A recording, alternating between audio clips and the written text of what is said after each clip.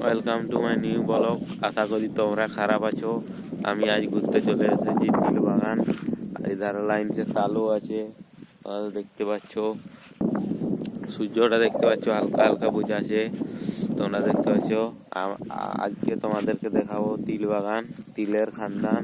সাইডে দেখতে পাচ্ছ ধান গাছ, ধান উধার এখন এই যে ধান লাগাই নিয়েছে, ধান ফুটিয়েছে, তোমরা দেখতে পাচ্ছ। তারপরে আমি এখন তোমাদেরকে দেখাবো তিলের খানদান। আমি এখন পুকুরে উঠে গেছি। এই কারণ খুঁটিটা তো তোমরা দেখতে পাচ্ছ, কারণ খুঁটি।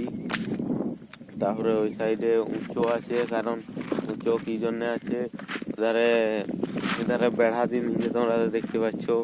বেড়া কারণ দিনছে কারণ ওই ওটা উঁচু আছে, যাতে মানুষ নাই ছুঁয়াই যায়।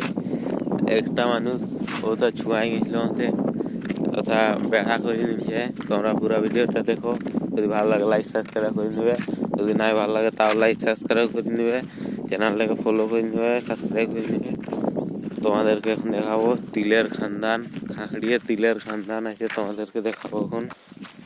তিলের খানদানের কাজ চলে আসছি, তোরা লাইক সাবস্ক্রাইব করে দাও, নাহলে ভালো হবে নাই। তোমাদের জন্য আমি ব্লগ ভিডিও নিয়ে আসছি, তোমরা দেখো এখন তিলের খানদান।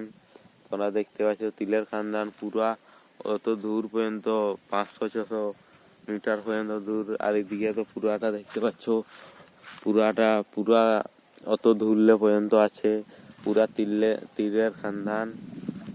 ভিডিওটা যদি ভালো লাগে তাহলে লাইক সাবস্ক্রাইব করে নেবে, চ্যানেলটাকে সাবস্ক্রাইব করে নেবে, ফলো করে নেবে। ঠিক আছে, দেখা হবে নেক্সট ভিডিও।